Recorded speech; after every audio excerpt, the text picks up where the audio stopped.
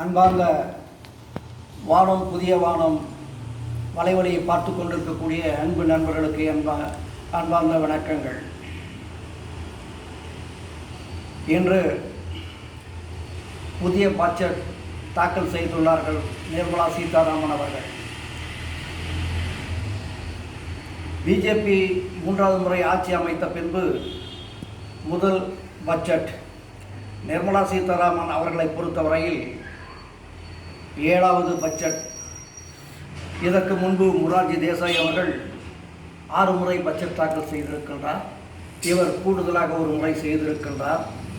அடுத்த முறை தாக்கல் செய்வதற்கு இருப்பாரா அல்லது அது மக்கள் விருப்பம், கூட்டணி கட்சியினுடைய விருப்பம் என்பது தெரியாது.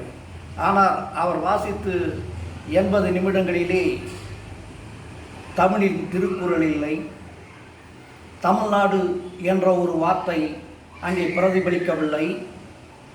28 மாநிலத்திலே 8 யூனியன் பிரதேசங்களிலே மிகப்பெரிய ஆளுமை நிறைந்த மக்களுக்கு சிறப்பு சலுகைகள் இருக்கக்கூடிய, வசதிகள் இருக்கக்கூடிய, வருமானங்கள் மத்திய அரசுக்கு ஈட்டிக் கொடுக்கக்கூடிய வகையிலே இருக்கின்ற ஒரு பெரிய மாநிலம், மக்கள் தொகைக்குள்ள மாநிலம்.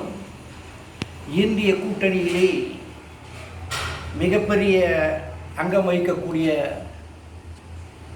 திராவிட முன்னேற்ற கழகத்தினுடைய கூட்டணி கட்சிகள் இங்கே 40க்கு 40 வெற்றி பெற்ற ஒரு புகழ்பெற்ற சரித்திரம் வாய்ந்த தமிழகம். இன்று மட்டுமல்ல, சுதந்திரம் பெற்ற காலத்திலே இருந்து தமிழகத்தினுடைய ஆளும் கட்சியான முதல்வர்கள் இல்லாமல் அங்கே மத்தியிலே ஒரு பிரதமர் வந்ததாக எனக்கு பெரும்பாலும் நினைவில்லை.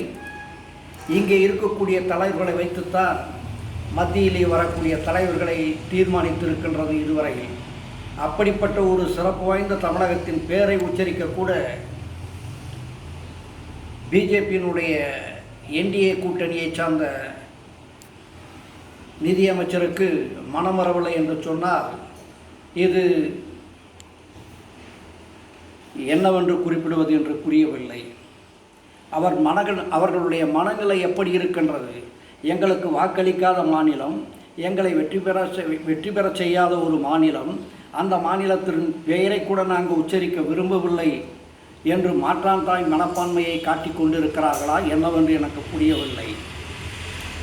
ஆனால் என்டிஏ கூட்டணியிலே இருக்கக்கூடிய ஆந்திர பிரதேசத்திற்கும் பீகாருக்கும் சிறப்பு சலுகைகளாக அந்த மாநிலத்தினுடைய புகழை சொல்லி, பெயரை சொல்லி, அதில் இருக்கக்கூடிய கஷ்ட நஷ்டங்களை சொல்லி, அங்கே அவர்களுக்கு பாலங்கள் இடிந்து போனது பீகாரிலே, அதை புதுப்பிப்பதற்காக 11,000 கோடியும், சாலை வசதிகள் செப்பனிட்டு தருவதற்காக 26,000 கோடி என்ற ஒரு பொது பட்டியலை வாசித்திருக்கின்றார்கள்.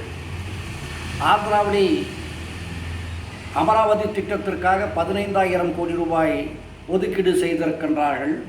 மற்றும் ரயில்வே பட்ஜெட்டுக்காக பல சலுகைகள் அளிக்கப்பட்டிருக்கின்றன.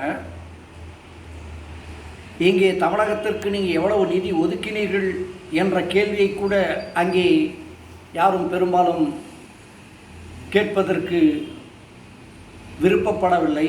ஆனால் ஏன் தமிழகத்தினுடைய பெயரை சொல்லவில்லை என்பதுதான் ஒரு கேள்விக்குறியாக விஸ்வரூபம் எடுத்துக்கொண்டிருக்கிறது. தமிழகத்திலே பேரிடர் நிவாரண நிதிகள் சரியாக ஒதுக்கப்படுவதில்லை. இன்று மெட்ரோ ரயில் திட்டத்திற்காக கேட்கப்பட்டிருக்கின்ற சலுகைகள், பணங்கள் கொடுக்கப்படவில்லை. எய்ம்ஸ் மருத்துவமனைக்கு நிதி எவ்வளவு ஒதுக்கீடு செய்யப்பட்டிருக்கிறது என்ற புள்ளி விவரங்கள் தரப்படவில்லை. 8 வழிச்சாலைக்கு எவ்வளவு பணம் ஒதுக்கிடப்பட்டிருக்கிறது, தேசிய நெடுஞ்சாலைத்துறைக்கு எவ்வளவு பணம் ஒதுக்கிடப்பட்டிருக்கிறது என்ற மாநிலத்தினுடைய சாலை வசதிகள், நீர் மேலாண்மை, இவர்களுக்கெல்லாம் எப்படி பணம் ஒதுக்கியிருக்கிறார்கள் என்னவென்று ஒன்றுமே புரியவில்லை.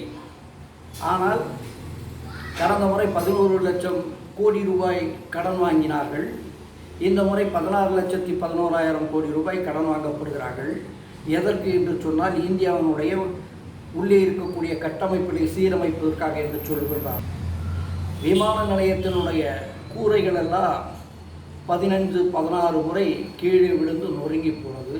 அதை புதுப்பிப்பதற்காக செய்யப்படுகிறது என்று சொல்லுகின்றார்கள். பாலங்கள் விடிந்து விழுந்துவிட்டது, அதற்காக தருகிறோம் என்று சொல்லுகின்றார்கள். தேசிய நெடுஞ்சாலையை இன்னும் விரிவுபடுத்துவோம், நவீனப்படுத்துவோம், அதற்காக நிதி ஒதுக்கீடு செய்கிறோம் என்று சொல்லுகிறோம்.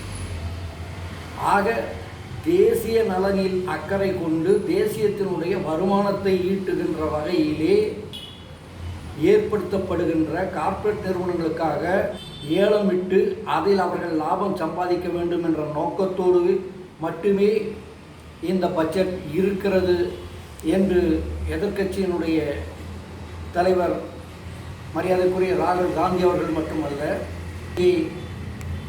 இந்திய கூட்டணியில் இருக்கக்கூடிய தமிழகத்தைச் சேர்ந்த அனைத்து தலைவர்களும் இங்கே அதை பற்றி பேசினார்கள். இது இந்தியாவினுடைய நட்புக்காக கொடுக்கப்பட்ட சலுகைகள் போடப்பட்ட பட்ஜெட் என்பதுதான் உண்மை நிதர்சனம் என்பதை தெரிந்து கொள்கிறோம்.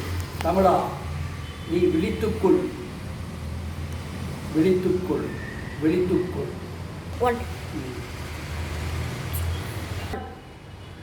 தமிழா, நீ விழித்துக்கொள். உன் விழிகள் எப்போதும் திறந்திருக்கட்டும், உன் சிந்தனைகள் எப்போதும் பறந்திருக்கட்டும். தேசியம் என்பது நம்முடைய உடல், ஆனால் தமிழகம் என்பது நம்முடைய உயிர். உயிர் இருந்தால்தான் உடல் என்பதை புரிந்து கொள், விழித்துக்கொள்.